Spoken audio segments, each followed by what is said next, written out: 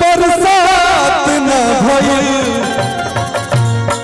बहुत दिन हो गइल हो तुझसे बात न भइल।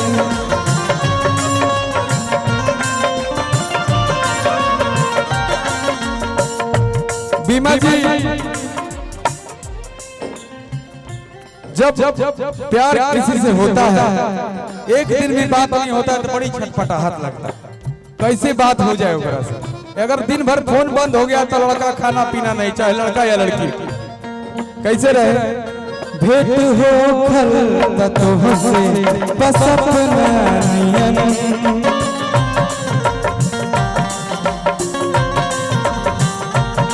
तू तो मिललू है ऐसे कल्पना नियन।